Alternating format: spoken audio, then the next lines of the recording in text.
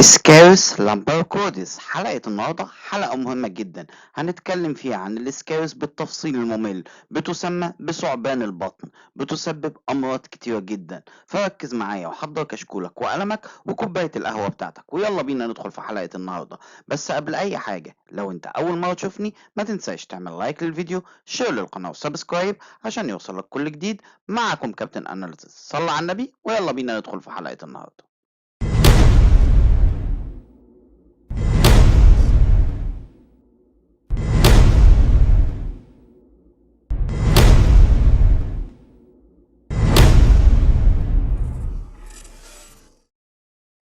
اسكارس لامبركودس، يلا نشرحها بالتفصيل الممل.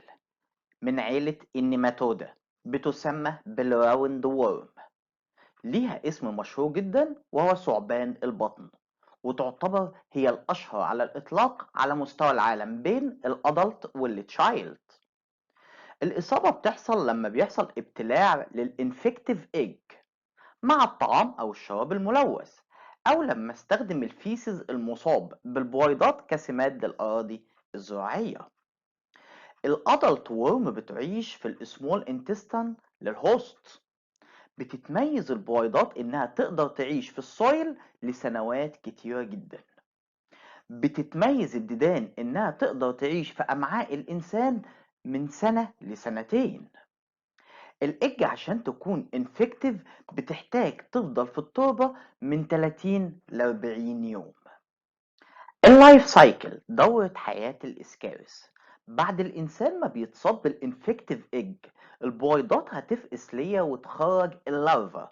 اللارفا هتخترق الميكوزا، الغشاء المخاطي، وبعد كده هتدخل للبلاد ستريم وهتعمل سيركيوليتد لحد ما تروح لللنج وللليفر، وبعد كده هتهاجر من اللنج تروح للقصبة الهوائية ولسان المزمار. بيحصل ماتيوريشن، نضوج لللارفا داخل السمول انتستين، الامعاء الدقيقه. بعد كده هتنتج ليا البويضات اللي هتنزل مع الفيسز بعد كده ونشوفها تحت الميكروسكوب. لما بتحصل الاصابه بالاسكارس هيظهر عندي شويه اعراض وعلامات على البيشنت تخليني اشك انه مصاب بالاسكارس. السيمتومز يلا نتكلم عنها بالتفصيل الممل. الأول لازم تعرف إن ممكن الإنسان يكون مصاب بالسكارس ومفيش عليه أي أعراض. إيه symptoms؟ جميل؟ طيب لو ظهرت أعراض هيكون في إيه؟ قالك في local effect زي الأبدومينال بين، وجع في بطنه، ضيارية، إسهال. ركز في الحتة دي قوي. ممكن يحصل intestinal obstructive due to larva mass worms، ممكن يحصل انسداد. في بعض الأحيان بيكون عندي heavy infection. الورم هتخترق كل من البنكرياتيك والبايل داكت وتسبب ليا اوبستراكتيف انسداد وتسبب ليا اوبستراكتيف جوندس. هتشوف في اخر الحلقه فيديو خطير جدا عن الاسكارس وهي عامله انسداد.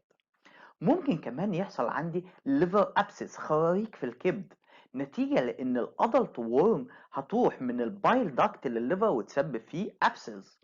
كمان ممكن يحصل عندي التهاب في المرارة، لأن الأدلت وورم هتعمل مايجريت، هتهاجر تروح للأبندكس المرارة وتعمل فيها التهابات.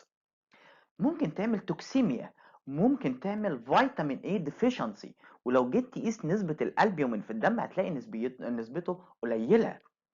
ممكن يحصل عندي لوفلر سندروم. طب ايه اللي بيحصل؟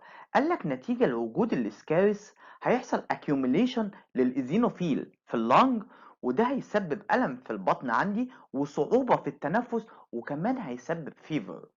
كل دي أعراض وعلامات بتظهر على المريض المصاب بالإسكارس.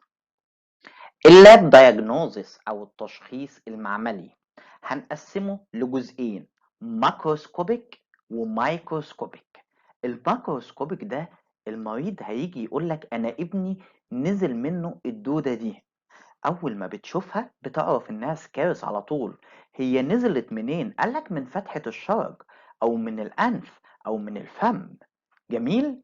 تعال نفرق بين ميل الإسكارس وفيميل الإسكارس. قالك الميل بيكون طولها 15 سنتي، جميل، والتيل بتاع الميل بيكون واخد كيرف. أما الفيميل بيكون طولها 30 سنتي والتيل بيكون ستريت مستقيم. طيب نروح للشق التاني وهو الميكروسكوبيك. بنعمل تحليل stool analysis لمدة 3 أيام متتالية. لو في أول يوم ما لقيتش الإيج أو الأوفا نعمل تاني يوم ونعمل تالت يوم. جميل؟ طيب الأوفا أو الإيج بتاعة السكارس بتتقسم لأربع أنواع. في نوعين أساسيين وهما الفيرتلايز المخصبة والأنفيرتلايزد الغير مخصبة. الفيرتلايزد في منها نوعين، اللي بيكون عليها قشرة بنسميها دبل شيلد، أما اللي بتكون مقشرة بنسميها ديكورتيكيتد. جميل؟ بتتميز الفيرتلايز بإنها بتكون أوفال دائرية، لونها بني مصفر يلو براون، حجمها من 50 ل 70 مايكرومتر. طب الانفيرتلايزد قال لك برضه في منها نوعين، يا اما دبل شيت يا اما ديكورتيكيتد. بتتميز انها elongate وكمان slightly larger، بيكون حجمها 90 مايكرومتر. الجدار بتاعها بيكون غير منتظم.